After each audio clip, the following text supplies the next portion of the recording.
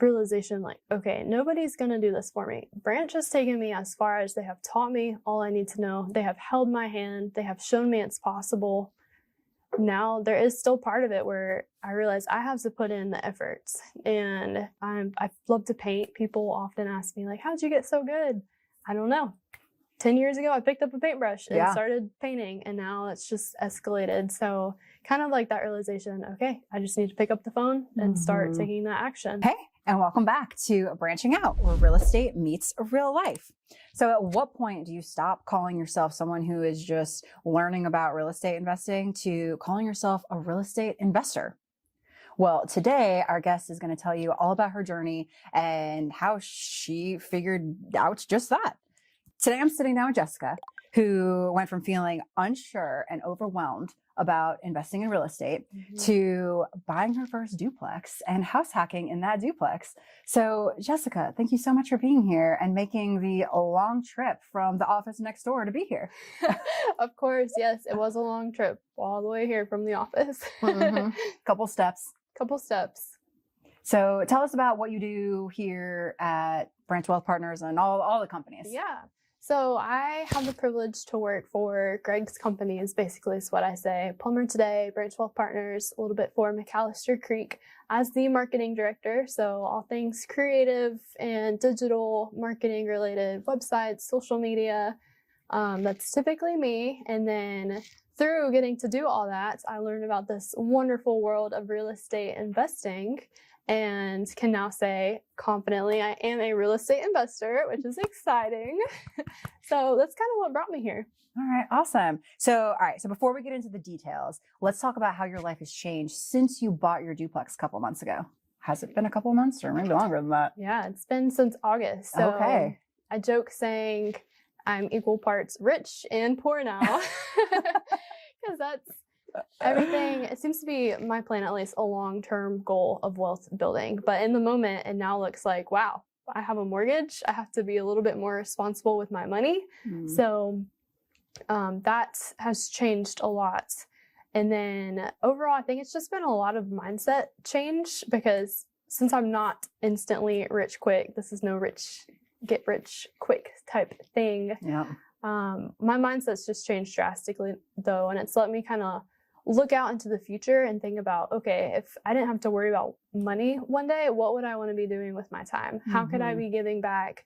And that's been exciting, because I like to call myself a multi-passionate hobbyist. I have a lot of hobbies related to art and music and creativity in general. So that's even fun imagining, like, if I had money coming in one day and could just paint for fun or do some ceramics and not have to worry about that and make that my career, or working at my church one day or giving back to nonprofits, like, that would be the dream. So gosh, that would be the life. Yeah, it would. And it's cool that it's no longer just some fantasy out there, that I'm actually taking the steps and on the path to making that a reality. Yeah, for sure. I love that for you.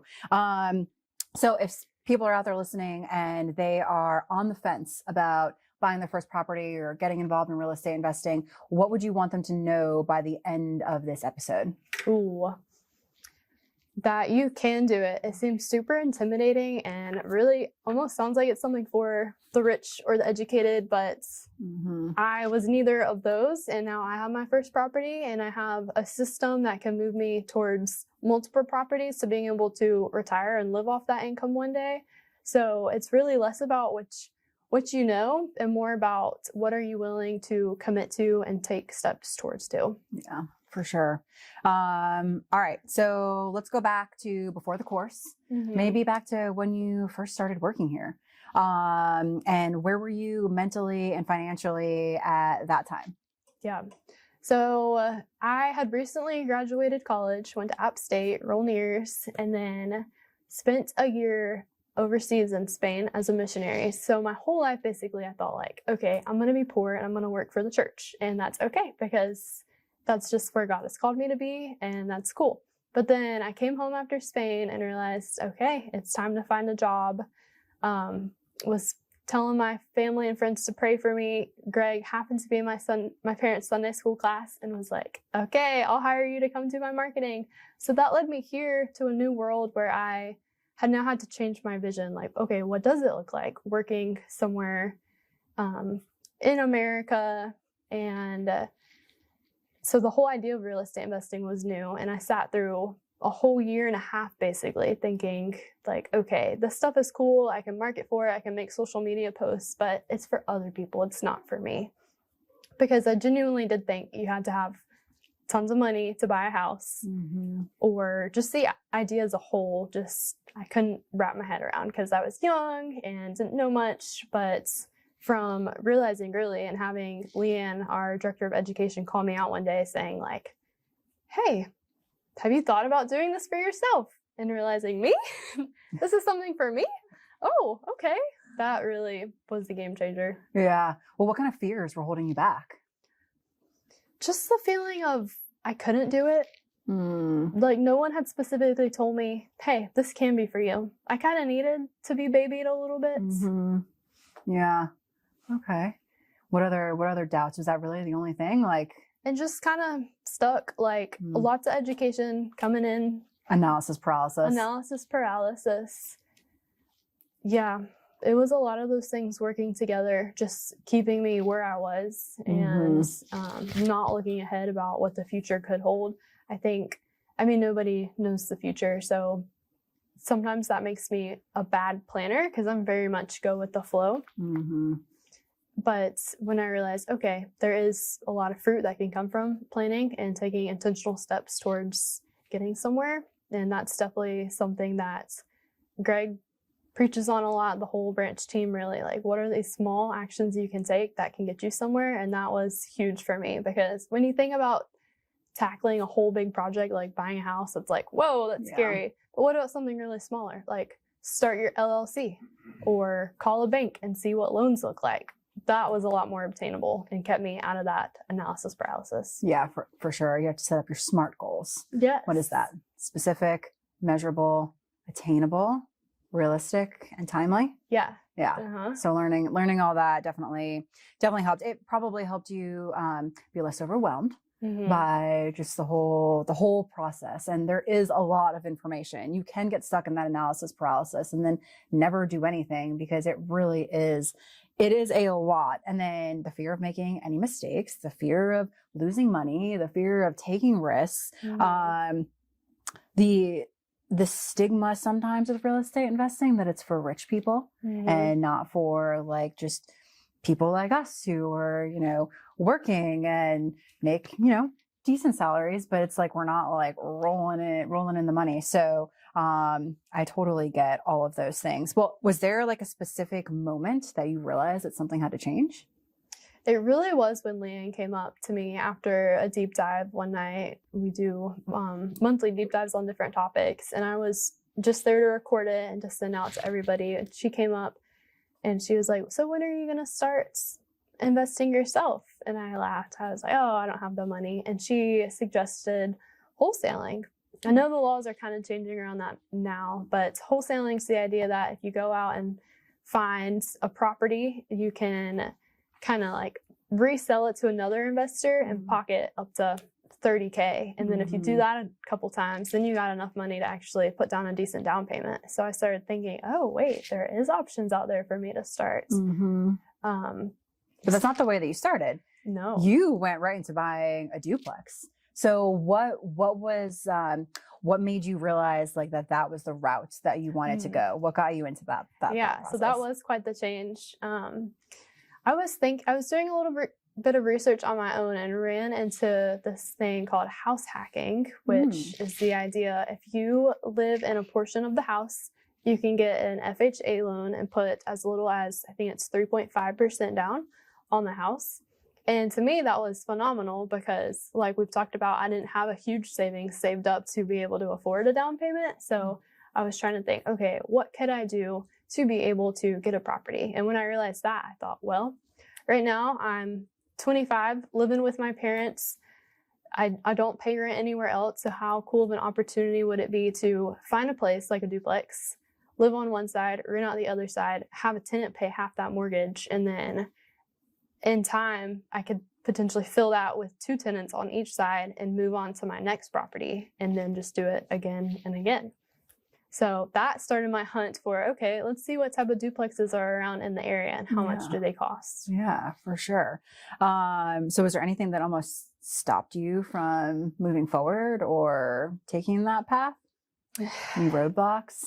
It was really back to what we were saying, like my own overwhelmed states. Like at that point when I did realize, okay, duplexes are good. I had Christina, who's my amazing realtor, set me up on an MLS strip, and they started getting emailed to me like, duplex in the area, here's one. But at that point I hadn't talked to a bank or any sort of lender.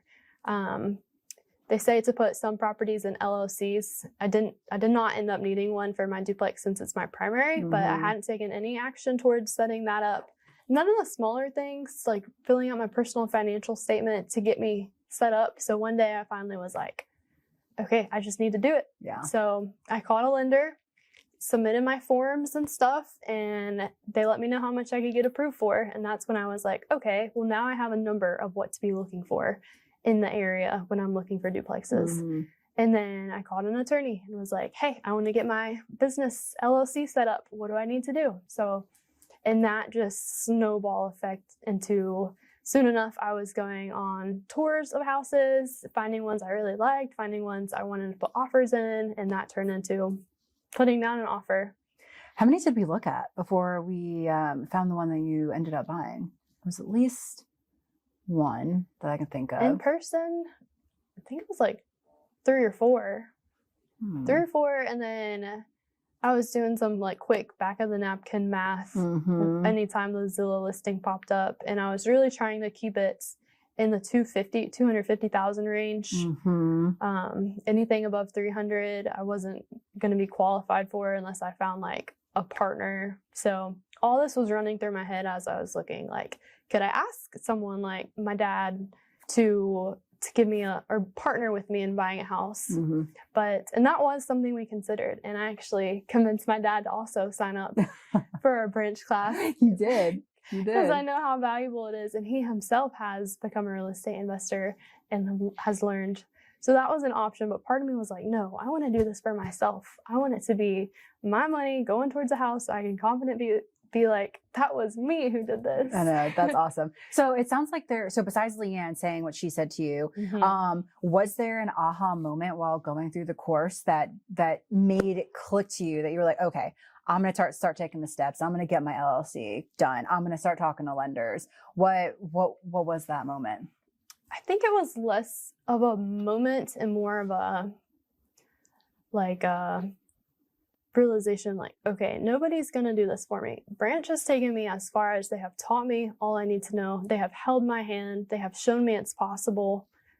Now there is still part of it where I realize I have to put in the efforts. And I mean, that's just throughout all my life. I've seen that. I love to paint. People often ask me like, how'd you get so good? I don't know. 10 years ago, I picked up a paintbrush and started painting, and now it's just escalated. So kind of like that realization, okay, I just need to pick up the phone and start taking that action. For sure. So how did getting clarity on the numbers change your confidence specifically and your strategy? How did that all tie in? Yeah. So that was huge, knowing real estate math, knowing the numbers to see whether or not, 1, can I afford this?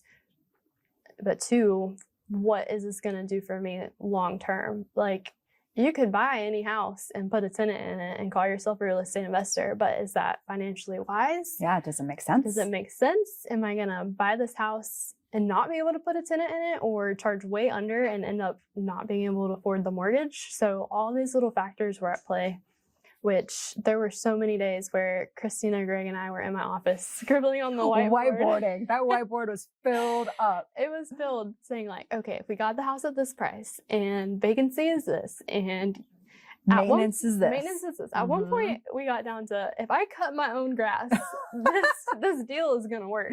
Yep, we did. That was the factor. That was the Then factor. you were gonna like cash flow like $10 or something crazy. I was like, yeah, but knowing that, it really did move me from kind of nervous to feeling a little bit more confident, knowing, okay, even if this house isn't exactly at the number I want to get it at as a long-term play, it's going to make sense. It's going to appreciate over time.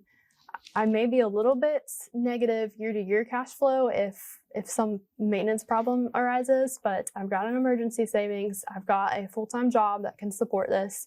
So it really was like a no-brainer as to moving forward at that point. Yeah. And I mean, you pretty much went through like the process of finding the duplex. A lot of it was math. A lot of it was whiteboarding. A lot of it was looking at your MLS strips that you were getting. And either you were going to drive by the properties to see if you even wanted to go inside. I really only think I remember going into one. We went to one over by the cemetery. And then we went to the one that you ended up buying. You know what, that is which right. other ones did we didn't go into any others, because a lot of them already had tenants, so they weren't letting people walk in. Yeah. But I would drive right up to it and look all if the tenant was outside, talk to the tenant. I did end up talking to the tenant, my now tenant, outside, and that was really awkward, but it worked. I got it. You did. All right. So what challenges came up during the purchase process? I remember us going through a lot of ups and downs. Oh yeah. This all coming back to me now. Let's talk about this story because this is good. Yeah. So I had put on an offer for one, and they immediately were like, no, we're not even going to consider it. That's too low. And I think it was a 1-1 on each side. So then the next 1-1 I found, I thought, okay, well, let's raise it a couple $1,000s since the last people wouldn't even consider it. And if you've read Never Split the Difference, which is a great book on negotiating, they will tell you. Should I give away our secret or no? You can give away the secret. They'll tell you when you're putting in numbers to make it oddly specific, like 4582. That way it sounds like it's really calculated. So you did a lot of math to figure that out, down to the penny. Yes. So that's the type of offer we placed on the one in Mooresville. And we ended up hearing back, and they're like, yeah, we chose y'all because we could really tell you put a lot of thinking into it. And we were like, heck yeah. But then what ended up being a challenge is once we really figured out the math with property taxes and how much rent it was going to bring in and really broke it down, we realized, I have offered too high already. Like this is not really a super good deal. Let's give numbers. Do you remember the numbers? What was the list price? Was it $300,000? Yep. Was the list listed for $300,000? And then what did we originally offer? We offered $273 and some change. Originally. Okay. Yep. And so when they came back at like $290, I think it was. That's right. Something we like that. Like, that is still way too high. And then that just kept happening again and again. We'd go back and forth. And at this point, I'm just like praying, knowing, kind of having confidence, knowing like, okay, God, if it's meant to be, they'll come to my number. If not, then it ain't going to happen, pretty much. So what happened from there? I think we were at a stalemate. And I'm pretty sure we were stuck at a number.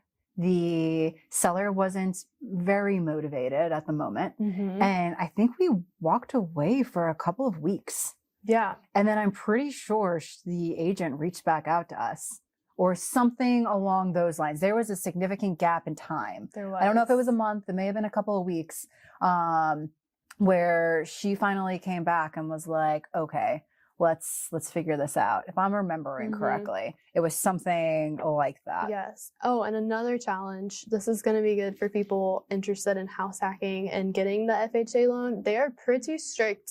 They actually send an inspector out to take a look at it and make sure it's good to live in. And then if you're going to live in the house, you basically need to kick out one of the tenants. And in this case, both of the tenants were locked into a year lease. So the current owner was going to have to talk to one of the tenants and say, hey, you're going to have to move out so this new owner can move in. So that was a struggle. And then I think they had to make a couple other repairs before I could technically close on the house. It was like minor things too, like paint chipping, and was there... The concrete had a crack, so the concrete had to get repainted. FHA is strict. So if you're going to get an FHA loan, like Jessica said, they will send an inspector out there. And there are extra steps that you have to do in order to get the loan closed. So, but it wasn't too bad. Not too bad. Those were the main challenges. But when they finally came back and they're like, okay, we'll have your offer, we were all celebrating. But then the inspector the appraiser went out and priced it a little bit lower than what I had offered. I think they came down to the 273, but it got appraised at 270. So that was kind of nerve wracking because the seller could have just still left it at that price. Yeah. But he did end up coming down to 270. And then even part of the negotiation, I got $5,000 towards closing costs so that I could fix some things. There was like a little bit of roof damage and a few other small things. Yeah, they call those seller concessions. So that was helpful because then I had a little bit of extra cash in my pocket to keep to fix it. Like one thing I'm working on now is fixing the gravel parking lot because it's muddy, water's draining into the crawl space. So not like super exciting to have to deal with as a first-time homeowner, but knowing that I did the math right and I've got some money saved up to be able to fix it and prolong the life of it is good. What was the scariest part about the process? Just the feeling of, is this the right or the wrong mistake? And I remember talking to Greg about it. And finally he was just like, really, it doesn't matter. You need to take the step. You need to take the step and get a house. And long term, you're going to be good. This isn't the best deal in the world. It's not like you should go write about it in the news type deal, but it's solid. The numbers work. Take the step. I feel like he was kind of on the line, like, I don't really know. This one it's not really the best. But yeah, like you said, it's that ready, fire, aim. And that's what you did. Yeah. And now you're living it. It is. And they say don't get emotionally attached to houses as an investor. Yeah. And Leanne and I actually got in a little bit of a joking debate about it because this property had a huge backyard and that got me excited because just imagining whoever lives there is going to be able to, I don't know, run around the backyard, play. It got me excited. And she was like, you can't fall in love with the backyard. You can't fall in love at all. Feelings attached. And I'd be like, okay, I'm not in love with it, but I really do like the backyard. Yeah, I mean, it's true. So how do you feel now compared to before you bought the property? I feel really good. It was a good decision. I feel like now that I've done it once, I can do it again. I have that confidence with me. And it's just been a good learning experience too, like learning how to be a landlord, which thankfully I'm surrounded by the best people you could ask for when it comes to like when I do have issues or don't know quite what to say, I just ask them for help. But it's been really rewarding just being able to grow as an individual. One of my hesitations when I got the place is that the tenant living there, she's older than me with a family. And it was like, okay, is she going to respect me? Knowing that I'm this kind of younger landlord who, when I showed up to meet her for the first time, my dad was with me. And that made me feel even more like a kid. So it was kind of overcoming a couple of those obstacles. Because she tried to pull you around a little bit in the beginning. So yeah, it definitely felt like that. Like day 2 of owning the house, I get a call from her saying that her water bill is $400 more than it should be. And there's a water leak and that I need to pay her back for that. And I'm like, what? I did not even own the house during the payment period that you got charged extra for. So thankfully it wasn't a leak. I think her kid left the hose on outside. But still just a little bit of navigating. It's like, what's that balance between kind of being nice and showing love and being friendly to your tenant versus still putting yourself at some type of distance so that you don't get walked over. Yeah, for sure. You officially made the shift from learning about real estate investing to being a real estate investor and a property manager. And I always tell people when you're a new investor and you haven't managed your own property, like you should do that. Like you really should know what all goes into it because you appreciate when you do hire a property manager, what all that they do for you, but you also should know what all goes into that. So, well, what would you tell someone who feels like they're not ready yet to start investing? I would probably ask what part of them does not feel ready. Because if it is like, oh, I just don't understand it enough, there's so many resources out there.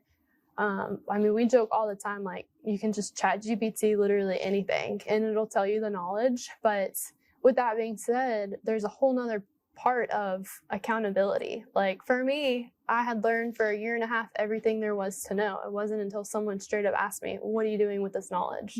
That it kind of sent me into that next step. So if you're someone who's on the fence about it, find some accountability, find some mentorship, find someone who you know has already lived this life. Like for me, that's been Christina and Greg. and ask them to help, ask them to analyze a deal with you, and start making those smaller steps. You don't have to go and submit an offer in a house tomorrow, but it would be wise to maybe figure out the math. What type of loan can you get approved for? Small things like that. What kind of mistakes do you see like beginners making, or what kind of mistakes did you make at the beginning that like you feel like are pretty common to just flag so people are aware listening? Yeah, I feel like not knowing the math for sure, because then you're looking at properties and sort of wasting your time.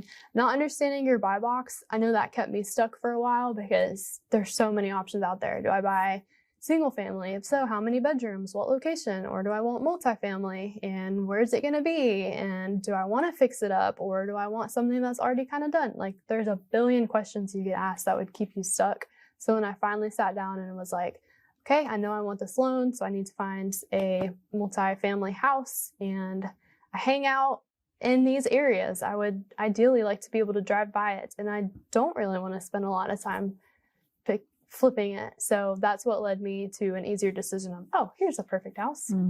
For sure. So let's talk about the education that you went through and the course.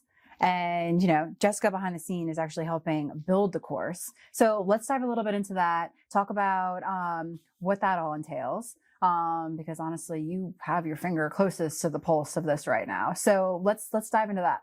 Yeah, so that's been super cool. Just coming from being a newbie investor, not knowing really a ton, to be able to work alongside Greg. Like, Greg's a superstar. He's got almost 30 years of experience in real estate investing, and being able to see his heart and passion for wanting to share that with others has been super cool. But at some points, he's like so up here in his knowledge, I stop understanding. So I'm like, hold on, let's re-record that. Say it like you're speaking to me, kind of baby terms. So talk to me like I am a fifth grader, please. Please. So that's been helpful. And I think not only helpful for me to learn, but I know as other people who have the same type of newbie experience who do join the course wanting to learn, now they're going to be able to relate to it, because I have been able to help correct the language to get it to where you can come in knowing absolutely nothing and be able to learn enough and have that accountability in place. So like the modules we've set up kind of are orderly, starting with mindset. Let's get your mindset right, because if you're going to go ahead and do everything without really the right mindset, you're going to kind of end up upside down. And then starting small, like what we've talked about, setting up your LLC, picking out a business name, defining your buy box. And as you move on through the course, it's meant to be, okay, small wins, small wins, small wins. And finally, woo, you're under contract. You got your first property.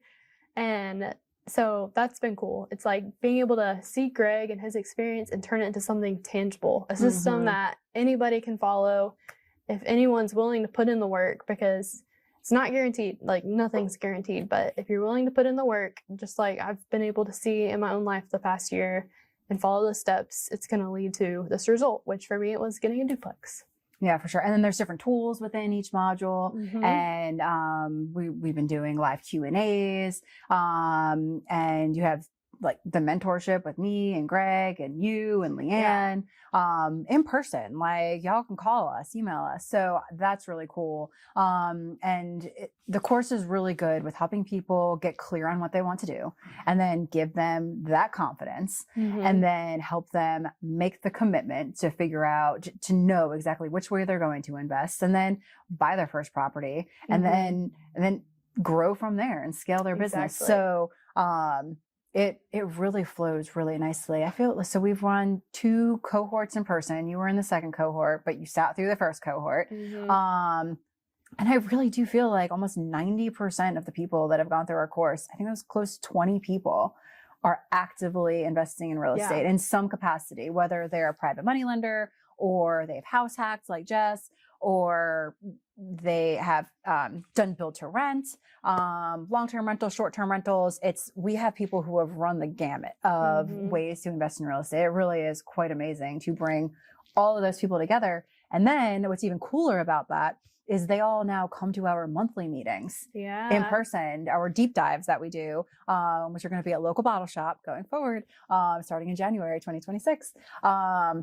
And they take deeper dives into multifamily investing and syndications and industrial real estate. And they learned about 1031 exchanges and insurance and related to investing. So that has been really cool to see too. It's been really cool. And for me, I think the most unique, special part that really just tugs at my heart is Greg is so stewardship minded, and everything Branch does is God has given us so much. How can we be a good steward of that and be able to give back to others, be able to bless the community, just be good, responsible people with what we've been blessed with. So the whole course is kind of framed in that way. We want to invest responsibly. We want to go ahead and look at the bigger picture, not just getting rich just for the sake of getting rich. Yes, you can have your fun Lamborghini on the side, but what does it look like to build generationally, to be able to give back to your kids? Or Leanne, for example, she's able to work full-time at a nonprofit, not making as much as she could be because she does have some financial support coming from her properties. So I know that's really cool to me because growing up in the church, sometimes you think like, oh, it's evil to be rich, because there is a lot of Bible verses about being rich and money and evil.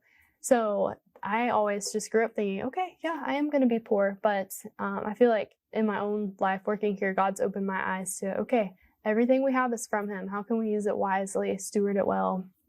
And anyone who joins doesn't necessarily have to follow that same mindset, but it definitely takes things a little bit deeper when you can make that connection and realize, okay, this is about something greater. Yeah, for sure. That's awesome. I love that. So you mentioned Never Split the Difference. Yes. Reading that. And we always ask people what book they're reading. So what book are you reading now? Okay. So I'm always reading multiple at the same time because I get a little bit bored. Yep. But let's see. One really good one has been The Psychology of Money. I can't remember who writes it. Morgan Housel. Morgan, that's right. That was recommended throughout the course. And I finally was like, well, let me listen to it.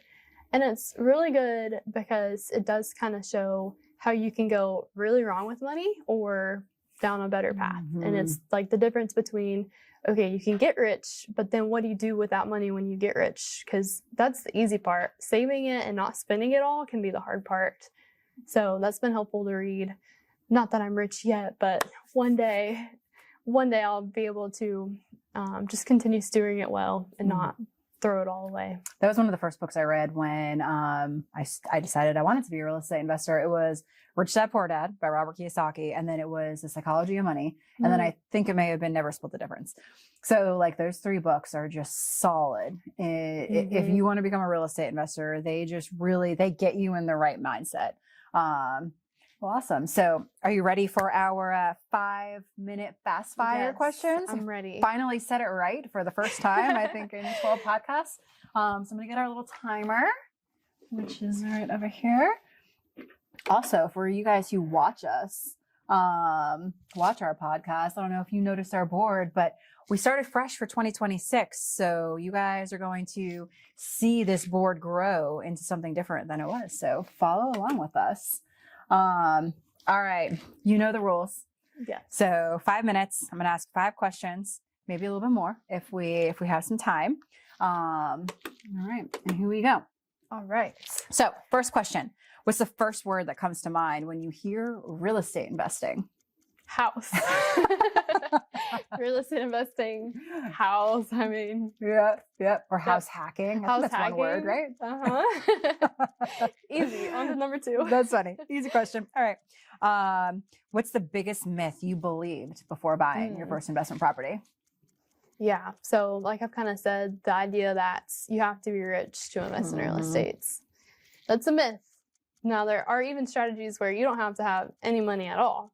That's kind of extreme, but definitely there are ways to get started without having millions or even tens of thousands. You can start from a small base and get started in real estate. Yeah, that's true. Through our course, we have a little quadrant where we show if you have a lot of time and money, or time's here, money's here, and then the different ways that you can invest versus how much you have of each. So, so that's pretty cool to figure that out. All right. What's one thing that surprised you about owning a duplex?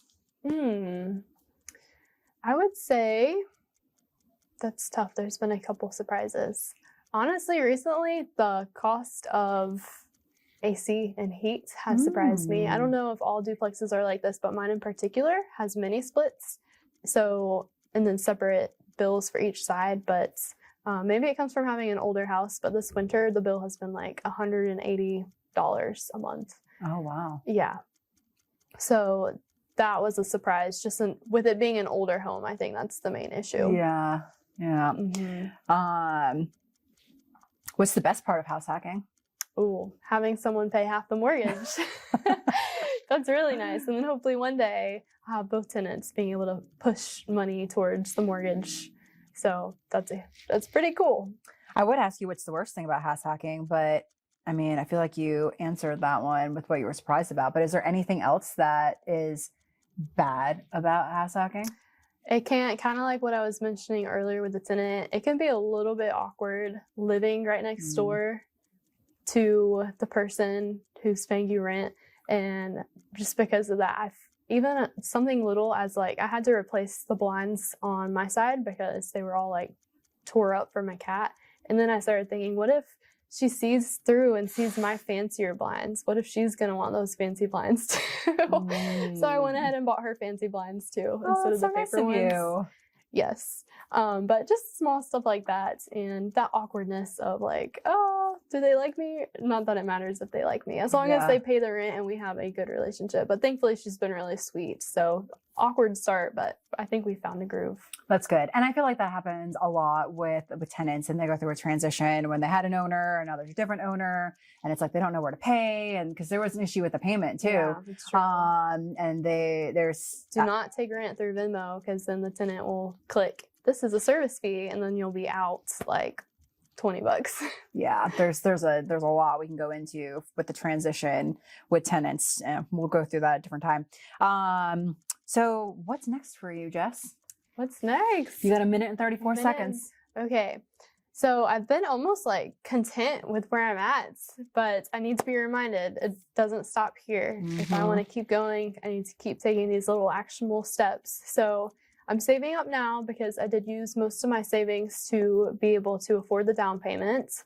One other thing about that is, even though they say house hacking or FHA loans, you can pay as little as 3.5% down, it can still vary depending on like income you're bringing in. So I ended up having to put a 10% down payment, which did wipe out a lot of my savings. So now I'm in the process again of, okay, let's save up, and then hopefully I think there's a way to possibly refinance or what's that called? Take cash out refinance. Yeah. But the more money you put down too, the lower your monthly payment is going to be. So that's true. I mean, it stinks to come out of pocket right away, but it does help you a little bit in the long run. I call my house a house-sized piggy bank, basically. Any money I'm putting into it, it's just a piggy bank. I'll get it back later. Yeah.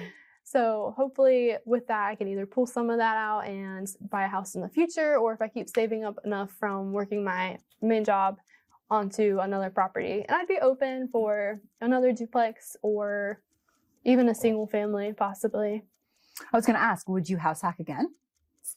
Maybe so. Yeah. Maybe so. If my living conditions stay the same, then why not? Yeah. And if it's in a good area, there's some areas I probably don't know if I would want to live in, but that raises the question, if I wouldn't feel comfortable living there, why would I want my tenants living there? So some stuff I'd have to evaluate. For sure. And it doesn't have to be a duplex. It can be a triplex, it can be a quadplex. And that's what you can get with conventional lending. If you go up higher, 5 units or more, you have to get commercial lending. But you can still house hack in that 1 to 4. You actually introduced me to one of your friends who bought a house with 4 bedrooms, and he's a single guy. Yeah. And I asked him if he was going to house hack. And at first he was like, oh no. And then he was like, you know what?